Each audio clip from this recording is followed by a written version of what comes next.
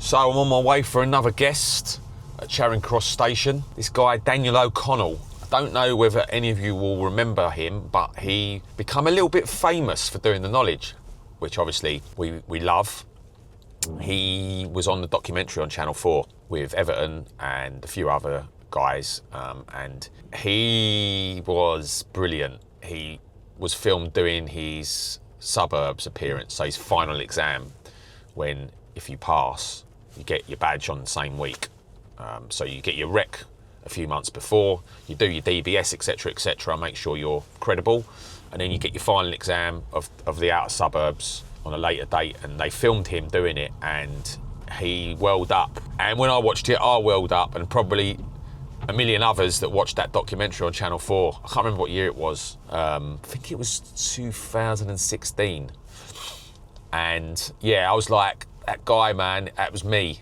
And it was probably a lot of others, cab drivers, feeling at the time of it. You know, you just want to get through, you just want to get it done. You know, you've gone through all the pain, the fun, the laughter, horror, everything. All your emotions hit you at the end of that journey. And it did it with him. And he's going to be talking to us today. But not just that, he's done something really successful and cool while he's been a cab driver. Him and his brother started up a clothing brand, which is mega cool. It's called Brixton Streetwear. And yeah, amazing. Hopefully I'll get a t-shirt or something. Look at this. This is proper taxi colours, look. The taxi edition. The special taxi edition. The one and only. I ain't done that colour yet. Brilliant. Lovely. Thank you so much. Nah, no worries, brother. Anytime. You never know. And I might be wearing it later on. We'll see. But yeah, really exciting. Sit back, enjoy, subscribe, all that nonsense. And let's have some fun with this guy. Here he is. Hello, mate. Oi, how are ya? I'm all right, mate. Get your seatbelt on and we're going for a ride. Yeah. First question. So I've introduced you.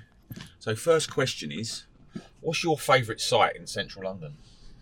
My favourite site in central London is probably, I like to say Buckingham Palace. Really? Yeah, I go down the mall at night. I work really late into the night and I'm on my own and it's just lit up in the distance, you know. So what sort of hours do you work then? I start at 10 at night and I'll graft through till 5 in the morning. Do ya? Yeah, mate, yeah. Proper graveyarder. That's why we don't hear from you on the WhatsApp group till That's like why the a lot afternoon. of people, you don't see me very often. Yeah. I'm there, I'll watch what's going on, don't worry.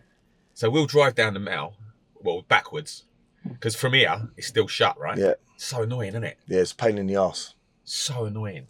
But, so you were in that film, the knowledge film. Yeah. What was it called? It's called The Knowledge, the toughest taxi test in the world. That's it. And how did you get approached about doing that? Well, I was doing all right up the carriage office. Like, I had a bit of a lull. Like, my mentor passed away, so he's like my dad. You know what I mean? He was an old garage man. He's like an old taxi mechanic. Yes, he took he me was a in taxi under his mechanic. wing, Yeah. You know, Yeah. And he passed away in the January, and I had a low, like a dip on 21s. Right. And I was like 2-0 down or 3-0 down or something. Yeah. And then all of a sudden, one of the carriage officers called me in and said to me, right, listen, get your nut down. I know what you can do. Why are you playing around? Yeah. And that was Mr. Whitehead. Yes. And loved him. then I went away, grafted, got back up there, started scoring again. And then it was right on my final appearance, I got a phone call from one of the head carriage officers. And they said to me, right, listen, we've got this opportunity. And all the carriage officers or examiners we spoke to basically put you forward and we'd like you to do it. And I was like, why is that? Like, I was panicking. I'm on my last run. You know what I mean? I'm on my last bit of the knowledge. Yeah. I didn't want nothing to affect it. And he said, think about it, I'll call you back. And I thought that'd be the end of it. But it wasn't. They contacted me back again about 2 or 3 days later and said, like, have you thought about it? And I was like, yeah, I spoke to my brother. My brother went, do it, be good for the trade. Yeah. You know? And I was like, all right. But I did say to the production company, I would like to see it before they let it out because I don't want to be anything detrimental to the cab trade. So, you know, sometimes these production companies could do things which ain't exactly what you think they are. Yeah. And they done it and I was pretty proud of it and got to meet Ev and everyone, you know what I mean? So I'm going to try and fix it onto the film, but basically when I watched your bit, I really felt it. Yeah, man. I'm like, my hairs are like thinking about it now because you like your eyes started going, and I was watching it with a wife, and we both looked at each other and started crying. Yeah, man. I feel like that now. Bro, listen, I walked out of that room. Because that's what it does to you when you finish. Mate. Well, you know, you've had the feeling. So I walked out of that room, bearing in mind I'm dyslexic, I can't read properly. You know what I mean? And it's like my daughter helped me through the beginning of the knowledge. When I got that final thing, I think Mr. Whitehead, when he turned around and said to me, do you know what that was? All right, and I thought I'd messed it up. I had the same. Yeah. I had him on my last one as well. That's why I felt it, Dan. Mate, he was the nuts, mate. He was proper stuff, brilliant. You know. And I'll tell you what, when he said that, I walked out of that thing, I was buzzing. Like, I mean, honest to God, like when my first little girl was born, mate, I was buzzing. I know. And I got outside, I walked around the corner, and I just sat down on the wall and burst into tears, mate. You know, cried my eyes out, and another geezer come up to me that is obviously he's a points collector. He went to me, Dan, you're all right, you're all right. I'm like, bruv, listen, I've done it. And I just couldn't believe it. I was like literally walking around on another planet, you know? Yeah. And I was the same, so because I had Mr. Whitehead as well. I had him on 21s, one of my last appearances, but not the last one. And he said to me, keep doing what you're doing, son. He said, we need people like you out there. Yeah. Driving cabs. And he didn't have to say that, right? Yeah, you don't have to say anything. You don't have to say anything. No. Because a lot of the examiners don't say much. But he keep doing, I look at your card, just keep it up, son. Just keep it up. And I went, thank you very much. And then I got him for my finals like you. And he said that same line. You know what that was, don't you? Yeah. And I was like, what? That was your last line on the knowledge. Spine tingling. You're now a cab driver. Yeah, I mean. And I'm like. Spine tingling. Well, he goes, you get your badge Friday, mate. Well, there's a bit of a backstory between me and him anyway. Right. Like, he's the one that called me in and said to me, what's going on? Yeah. So, like, I got Mr. Patel and he ruined me. Like, literally, I said to him, everything he asked, I called. And he went, no. And I was like, I was at a point where I was going to snap. And I walked out of there and I thought I let my family down. I thought I let everyone. I was grafting as well. I mean, literally, but my mind weren't in the right place. Yeah. And he seen me coming down the corridor. And he went, how'd you get on today? And I was like, I said, I got a D. And I said, sorry, I said, I got a D, Mr. Whitehead. He went, come in here, pulled me to one side and give me a bit of a rollicking. And, but there's, at the beginning of the knowledge, he was one that, when I first done the knowledge, there was like a little introduction in the beginning. Yeah. So there was him and Harvey, Mr. Harvey in the room. And Johnny, as we all left, there was 11 of us. Yeah. And they all walked out the room, and I put my hand out to shake Mr. Harvey's hand. He shook my hand. He said, good luck on the knowledge. And I went to shake Mr. Whitehead's hand, and he went like that. He went, nah. He said, I'll shake yours at the end, son. Yeah. And I was like, I'm going to hold you to that. So when I got my rec, I went back. I waited for him to come because he had a exam going on, and I asked Gerard. I said, where is Mr. Whitehead? He's in door 12, and I waited for him. Yeah. And he come out, and I said, Mr. Whitehead, can I speak to you a minute? And I've passed. I've done it. And he grabbed hold of me, pulled me in the room, just give me a hug. He's gone to me, well done, son, well done. Like it was the boundary of being an examiner and being a student had changed, you know. Yeah. And he went to me, he said, right, he said, when have you got your finals? And I was like, 4 weeks' time. He said, right, let me have a look. He said, I'm on then. Yeah. I said, I want you because you're the one that said to me that you'll give me my badge. Yeah. And he went, all right, I'm on there. He said, book it for this date. He said, you better get your ass into gear and start working. Yeah. And I grafted, mate. I'll tell you what, the last run that I actually called on the show, it was the one I didn't know the most. So I called that with my sister-in-law the night before about 400 times to get it right. And the worst thing was I drove that every single night to call over my brother. Dan? It was the Lewisham station to, bloody hell. Can't even remember the end of the run now. I can't either. So like Lewisham station is south. I'll never remember it. To Sidcup station. Oh yeah. Yes, that's right. Because I remember you saying Sidcup High Road and all this. Yeah. So it was like that. And do people actually live down there? Mate, well, yeah, I go down there quite a lot if I get paid for it. But yeah, for me it's like it was like an absolute buzz, you know, like and when he gave me my final handshake, because like that was what I'm one of these people that take people as just. If you say you're going to do something, we're going to do it. Yeah. You know what I mean? Yeah. And like when I went in and said to him, like I said, like I've done it. I thought that was he's going to give me a handshake, and he went, no. You've got to do your finals, which I knew anyway, but I didn't realise that he was going to take me for the finals. And Yeah, mate. Literally, I couldn't believe it. He could have picked like the 4 worst runs that I didn't really know too well. You know, I drove by the way, I drove them all in my old car. I got like an old 1980s Golf. That's right, and it's got Dan BS something. Dan VW, yeah. Dan VW.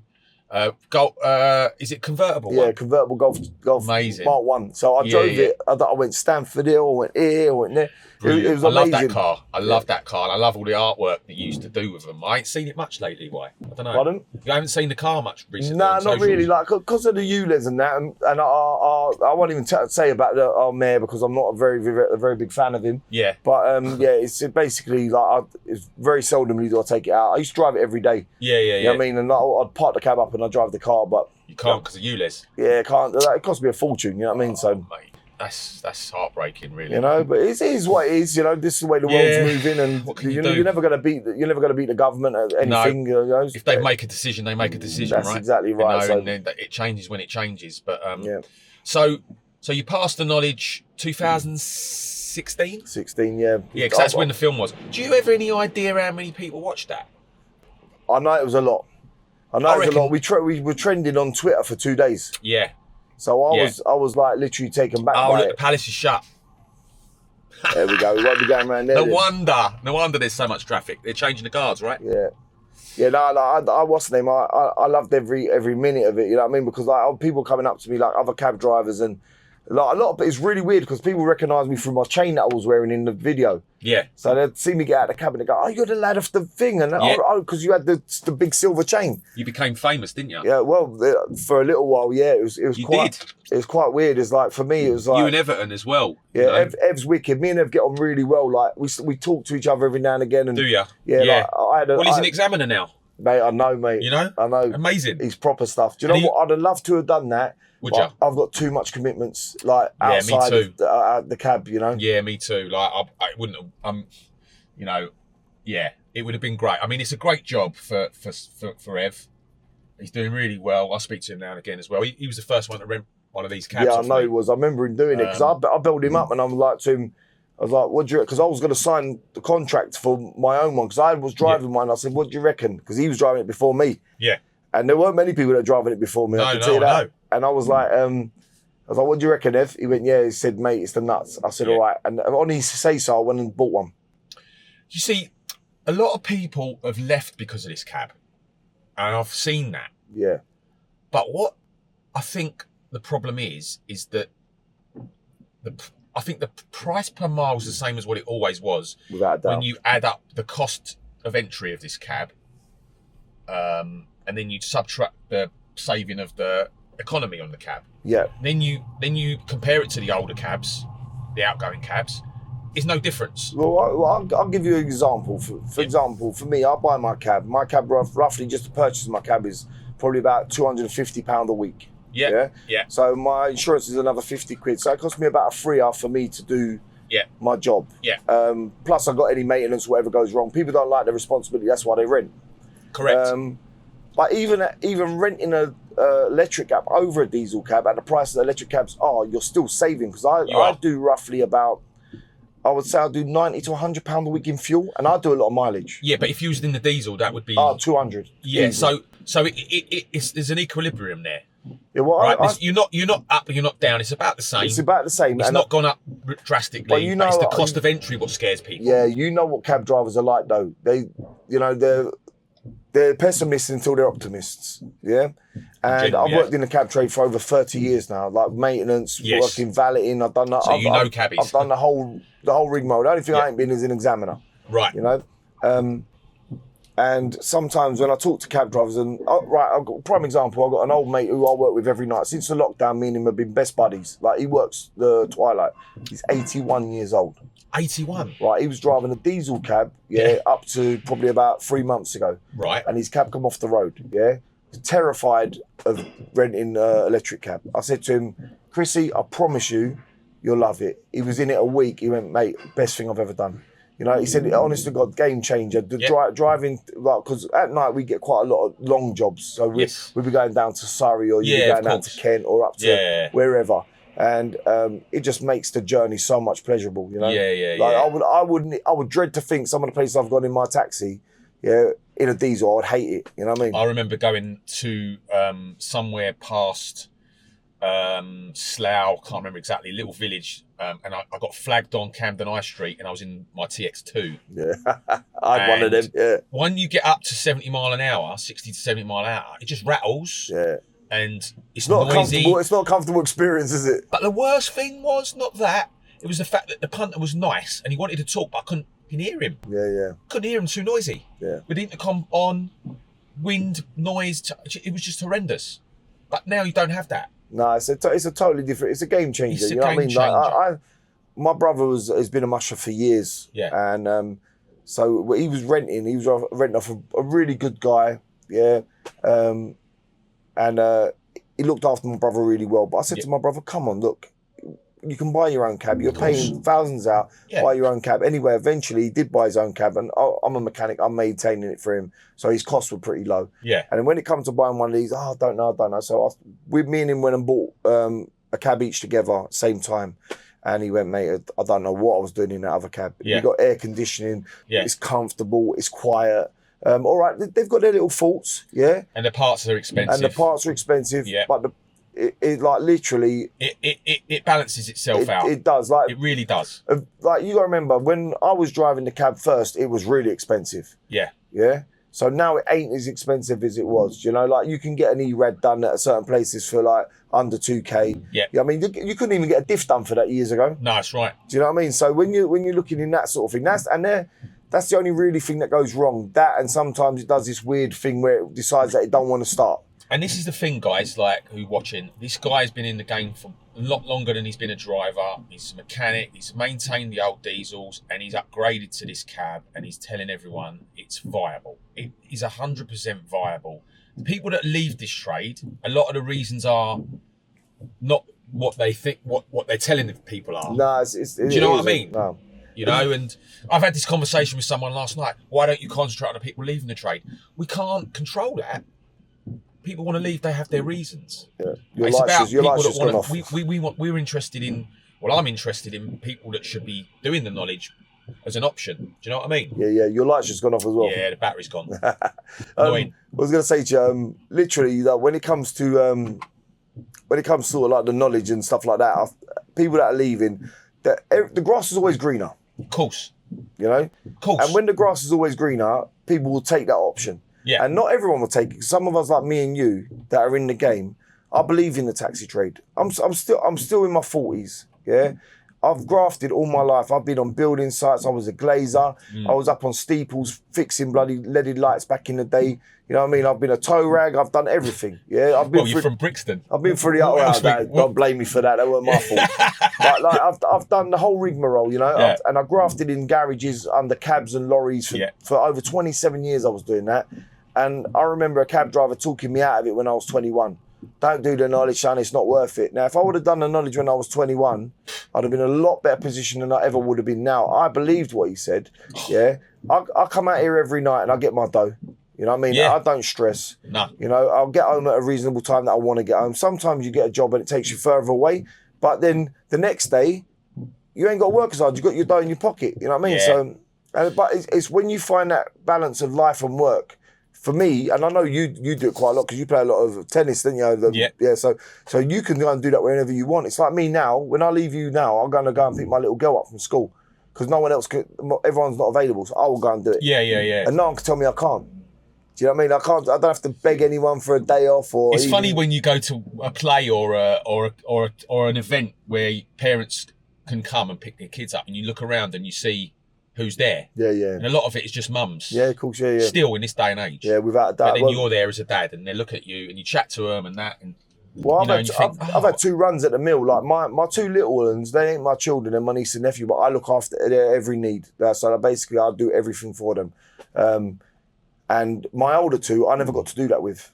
So my older 2, I was grafting, I was working nights, I was doing door work, I was doing this, I was doing that, anything to earn a few quid. Yeah. And being a cab driver gave me a different option. It equals it all out, doesn't it? Because it stops you doing all them different jobs. Yeah, without a doubt. You go out and do it for yourself. I'll let the plod go. Go on. Yeah, I would as well if I was you. But it's like for us as taxi drivers, and do you know what? And I think taxi drivers that have been working in trade for a long time sort of neglect to remember what this job does for you. Of course. You know, and if you do it correctly as well, if you go out with like, there's a gentleman I know, right? Me and him, at first we met, we didn't get on very well. Yeah, he had his opinions, I had my opinions. I said to him, right, try and do yourself a favour, have a cup of coffee in the morning, have a shower, get yourself out of there, smile on your face, relax. Yeah. And he was like that. He was like, all right. He said, I'm going to try that. So he's gone out, and I'll tell you what, he come back to me, and you don't even have to believe me. If he watches this podcast, he'll know himself. He turned around, come to me, he went, do you know what, Dan? He said, I'm working more hours than I did because I'm more relaxed. Yeah. He said, if little I'm thing getting... like that. Yeah. You know what that is? Positivity. This is what I said. He said, I've killed him with kindness. Yeah. And the thing is with me is like, anytime I go out in my cab, I'm always focused on the job. Yeah. So I'm focused on the passengers, you know, it's like, there was an old boy in front of me the other night, he had a TX4, this big wheelchair comes up, he gets out, he's putting his hand on his head, the ramp he can't get out. So I've jumped out, I said, you got two options, fella. I said, either I can set this all up for you and help you, right, or I can take the job if you don't want it. Yeah? I know what he's going right? to say. And he went, oh, you can have it, boy, you can have it, I'm going to be stuck at the other end. Sweet. Because we all know how it is to set up a TX4 ramp. Yeah. And how reliable they are. You know? Well, my ramp is out in 2 seconds. Yeah. And the geezer in, sitting down nice and comfortably. I'm off. He's happy. I'm happy. You know? Like, it's like me. It's like sometimes you'll be sitting on the rank and you don't want to go somewhere a million miles away. Yeah. Yeah. So they come up, and if it's out of the jurisdiction, like out of the 12 miles or whatever it is, Yeah. you know, they come up and they go to you, all right, mate, any chance you could take me here? I will walk down the rank and say, anyone want to do this job to, I don't know, where it could be like right out to Guildford or wherever. Yeah. You know, and people go, why'd you do that? As well, because I might have done a whole night's work.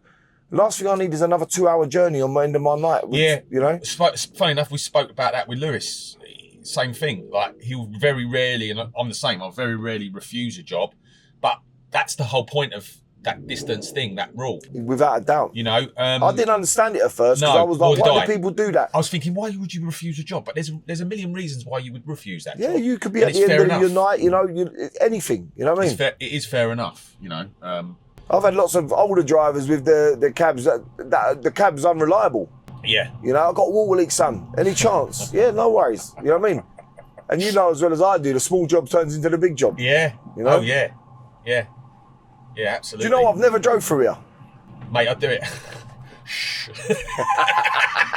Shh. Shh. If you know, you know. Yeah, if you know, you know. I won't ever say where it was. I'm just saying. Yeah. Cut that bit. Yeah. Cut that bit. So let's go on to your other thing, what you do, which is very unusual. I don't know anyone else who's doing this, because this is what the taxi drive gives you. It gives you time to reflect when you're driving alone, and time to do what you want to do, because no one's telling you what to do, right? Yeah. Same as me. I do a few other things, as people know. But you and your brother, a clothing brand, Brixton Streetwear. Yeah. So how did this all happen? Yeah, Like to everyone? pure accident. Really? Yeah, I was 40 years old and he didn't know what to get me. Back in the day, I used to be a DJ. So I used to do different sets. I do warm-up sets. So I go to like mad places, like I go to Astoria, like when they had no one in there, and I say, like, I'll play for free. You know what I mean? Yeah. And I've done like Club UK when there was no one in there. There was like 12 people or something. But it's just to warm up the set for other DJs. Wicked. And I ended up playing here and there, doing little bits and pieces, nothing extravagant. And then I was doing a lot of parties for friends and stuff like that. And then when my daughter was born, I decided that I had to get a proper job. You know what I mean? Because it weren't paying the money. My idols, like the likes of Jumping Jack Frost, Ray Keith, Oh, you know, drum and like bass. Slipmat, all them sort of people. Drum and bass, you know? yeah? So it was like jungle at the time. Yeah. So drum and bass come a lot later. Yeah. Yeah, for me, it's like they were my idols, and I was sort of on that sort of path with them. Right. You know, so yeah. Then my brother got this logo done. It had a record in it, and people started seeing it on Instagram. Like one of my friends bought a load of t-shirts. Big up Daryl, can I say? Yeah, he of bought course, a load man. of Pick up t-shirts. anyone.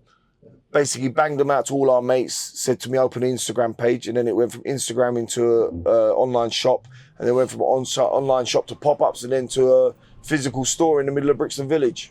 Amazing. Yeah, That's amazing. it's been 8 years on the run now. So Well, I've been watching it go on and on and on, and like, you know, I sort of always check what's going on with you guys, and yeah, I just love the whole vibe of what you guys do. It's wicked. it's like we try to give like young musicians a platform. Yeah, I've we seen try that. to That's amazing. We try to give like big musicians a platform as well, because we get some big stars from the States and in the UK coming to us, you know. Yeah, because you do like open mic and stuff like that. Yeah, in the shop. open mic. We do like basically some Saturdays we have a special performance. We've had like the likes of Rat Pack down there. Ray Keefe's played in my place. Jumping Jack Frost played. If Frost comes in, just puts a USB in and just goes for it. Does he? Yeah, mate. Most clubs will pay $2 to $3 grand to have him running a set in their thing. He comes in and just turns the system up and goes. And like people look at me and go, "How the hell do you do that?" It's not that. It's about being nice. Yeah. And it's about being kind and Giving someone somewhere welcoming. Mate, listen. Do you know It's what? like going right? in the barbers, yeah. Yeah, it is. It's like it's basically it's a barber shop, but for like we got everyone in there. Like we got like a local guy. He comes in. He's got a disability. He comes sits with me.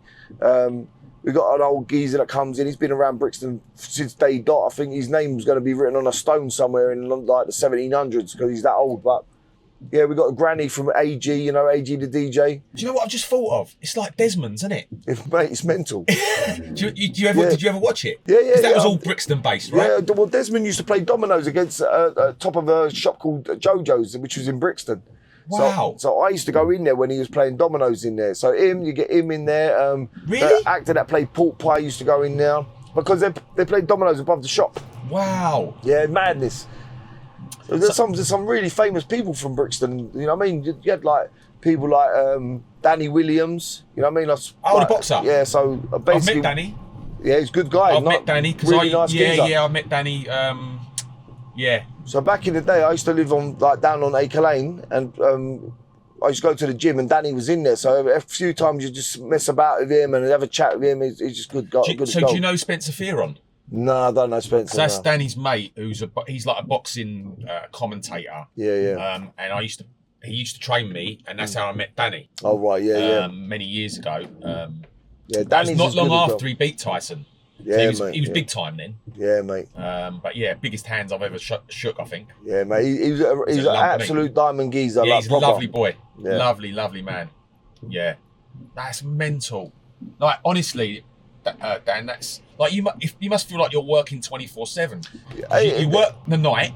Yeah. So you must go to bed at what time? I get in about 5 o'clock. Right. I go to bed and I get up at 7 with my little girl. So you go 2 hours? Yeah, sleep? so I get up at 7 with my little girl, get her ready, then I go back to sleep until about 10. Oh, okay. So, and then basically, because I don't sleep very much anyway, I've got a weird sort of condition like insomnia.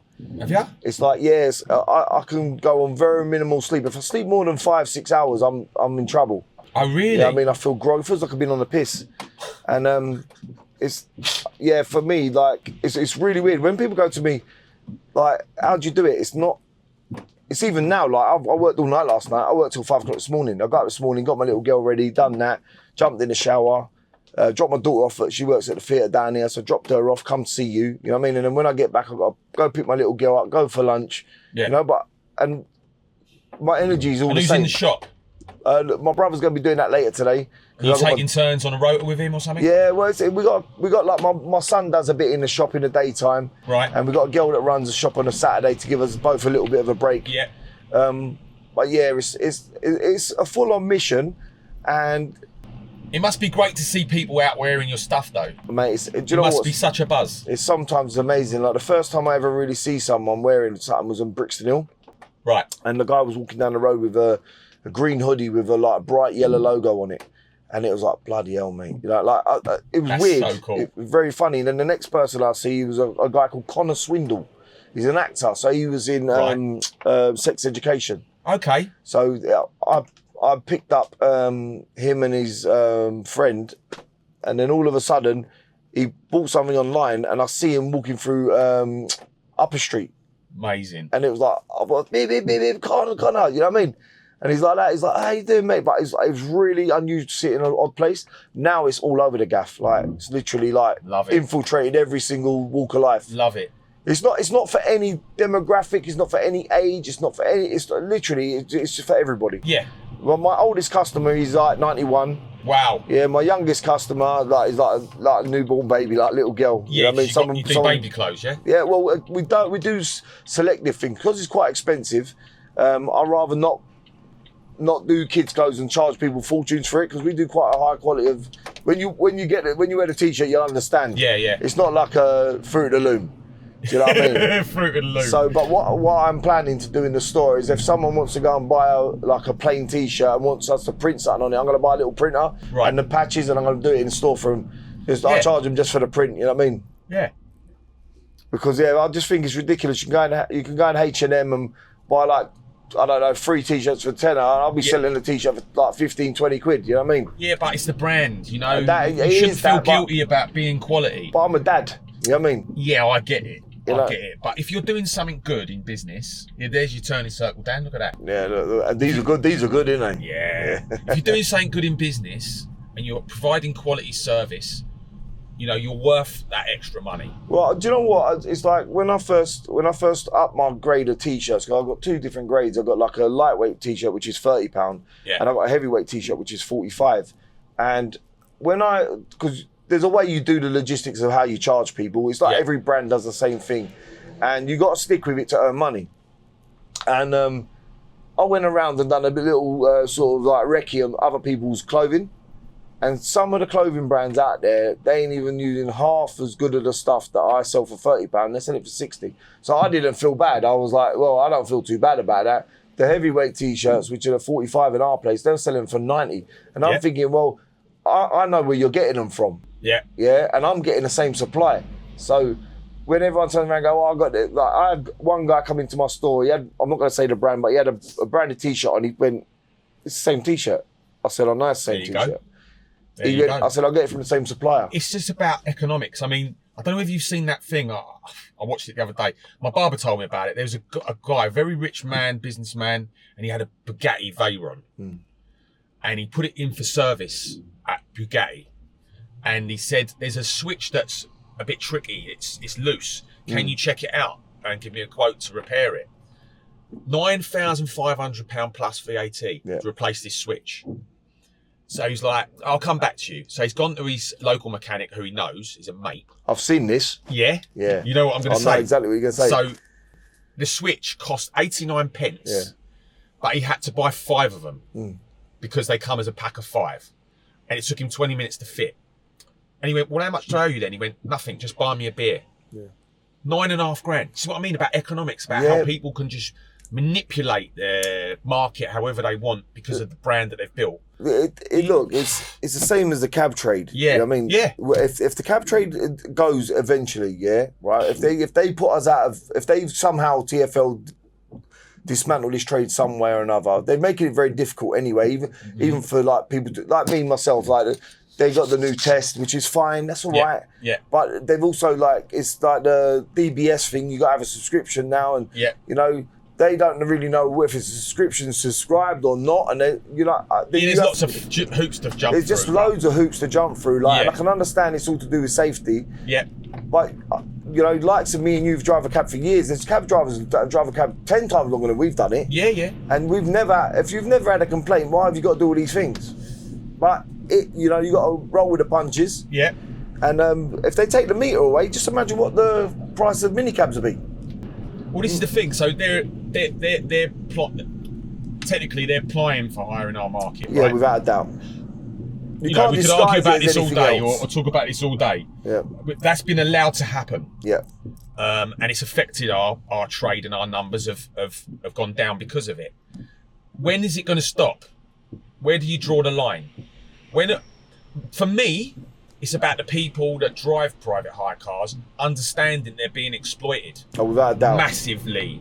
And they've got to wake up themselves. We can't keep shaking them. They've got to wake up and understand that if you want to stop being exploited, you've got to work hard and qualify in this town. Well, I'll tell you something. You've got to work hard and qualify. Well, I'll tell you something. I used to hate Uber drivers. Yeah. Yeah. Hate them with a passion. Yeah. Yeah. And then I come to I come to a decision where I realised very quickly that it ain't their fault. Of course not. And then I started talking to a couple of them. Like at first, a couple of them were a little bit cocky. Like I had one go to me, "We're stealing your jobs."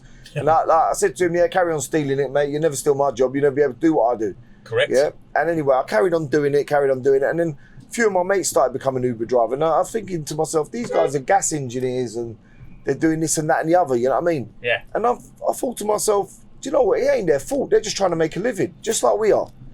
But what they've been given an easy route. It's the easy route. But what they've done is work in our market. Right, the way I described it to a driver, I turned around and said, all right, say you make £100,000 over the next 5 years. Yeah. Yeah? I said, take your car out of that. So your car rental over that year is going to be 10 grand, yeah? A year. So then your fuel out, it's probably going to be another 5K, 5K with your insurance and everything else, yeah? So that's 15K a year. So that's over 2 years, that's 30 grand, yeah?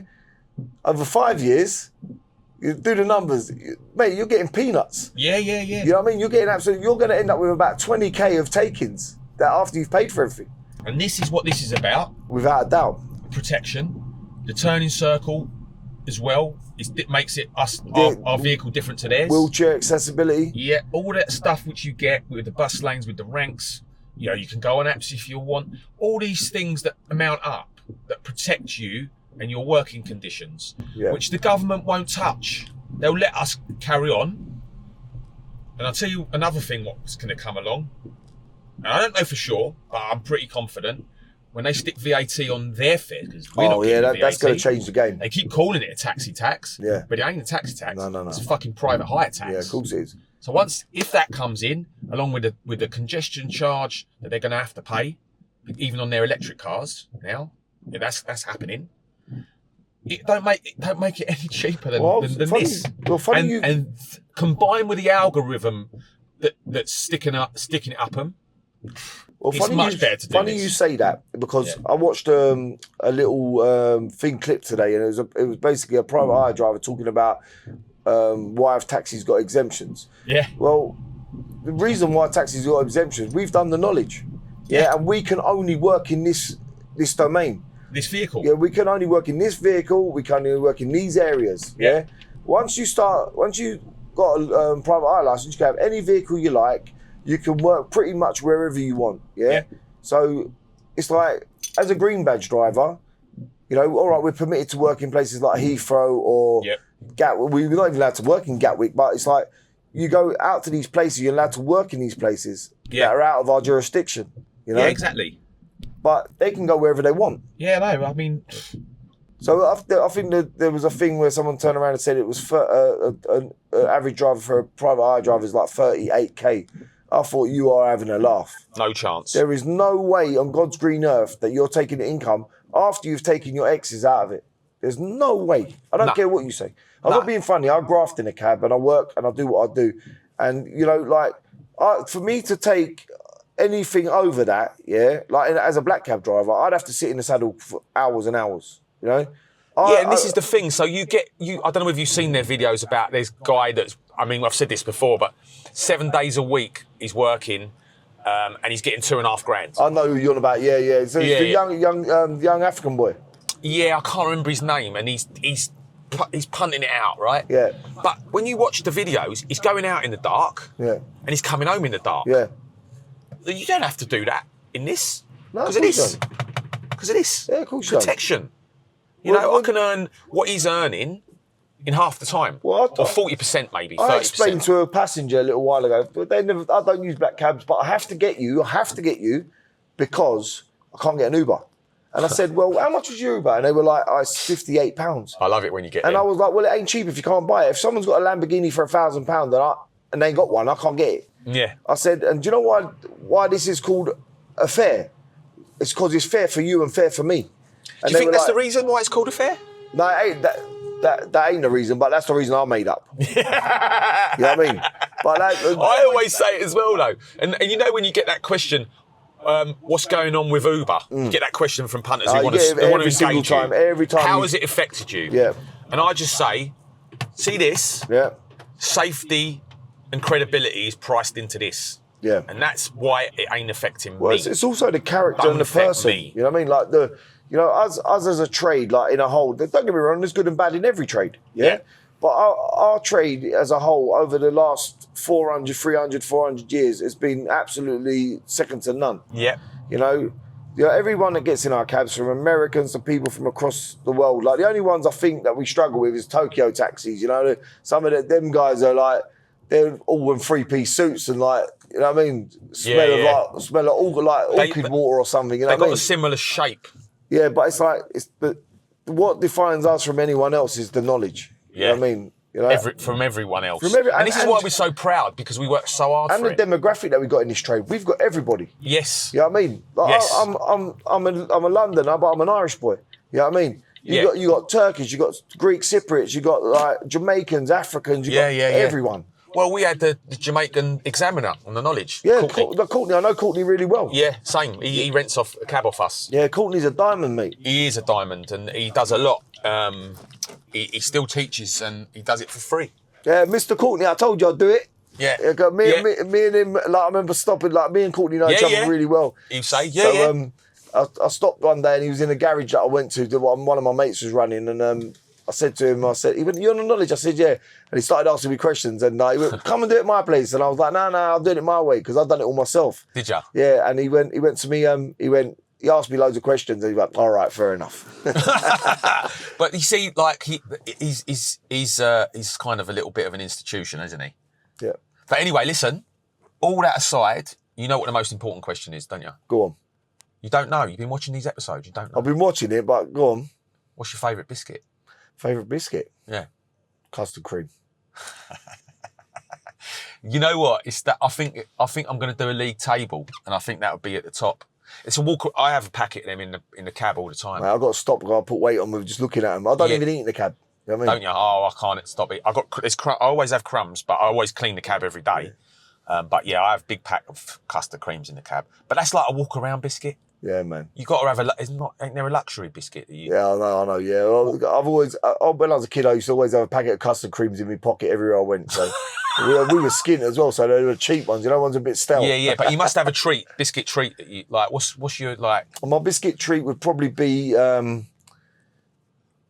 probably go for blue ribbon.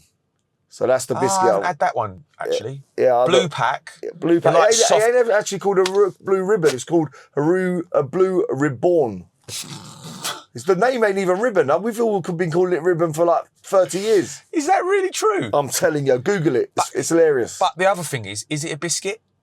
Yeah. Is it a wafer? Yeah, it's wafery biscuit. What would you call a biscuit? You know what I mean? Custard cream's definitely a biscuit. Custard cream, Baldwin's these definitely a biscuit. wafers and chocolate things that look more like chocolate bars, I don't know if they're biscuits. And I'll tell you what is good, a caramel digestive, that's nice. Yes. They're good. But you've got to have a cup of tea with that. Yeah, I like the white ones. Have you had the white ones? They're good, yeah, mate. Yeah. The I'm a biscuit man, so like, when it comes to Christmas and they get them biscuits out, you know the ones that no one really eats? I'll go through the whole lot just to make sure I don't like them. Yeah, the Marks and Spencer's boxes, tins. Oh, wicked, and then mate. the rest of the year you use the tin for keeping shit in. I think in the cab trade, that's like that's a staple part of the cab trade because every garage or every cab driver that comes in always give you a packet of them. Yep. You know what I mean? Yeah. So, Yeah. I would like to give all my customers a box of biscuits this year, if I could afford it. Yeah, mate. Listen, mate, fucking blinding. No, Thank you very much. Absolute pleasure and great to be on the show, man. I love it. I mean, listen, it's one of us. Look, it's only just started, but the people I've had on so far have been fucking fantastic people. I couldn't have wished for better people to talk to and listen to, because at the end of the day, the cab trade's about people. Yeah, it's about people. It's not just you guys that drive cabs. It's other people, and also there's a whole ecosystem we're that runs around it. You know, from the garages to the proprietors to the drivers to the like LEVC who run it now. All the way I'd love to be flagging you. Like, I'd love to be out one night and I flagged and you turned up. It would be like, or Sue or one of the people that have been on here already. I would just be a dream. Well, look, last night I was in Soho. I pulled over, I had a meeting, pulled over in Soho, and this girl come running over to the cab. She went, "Oh, please tell me you're." She went, "Oh, it's you. You're the Brixton man." I was like, "Yeah." Most of my friends call me a crisis actor because I'm on everything. You know what I mean? Amazing, brilliant, mate. Thank you so much. Paul, listen, love my brother. Thank you so much. Love, man. I love it. Thank you for the t-shirt as well. No worries, man.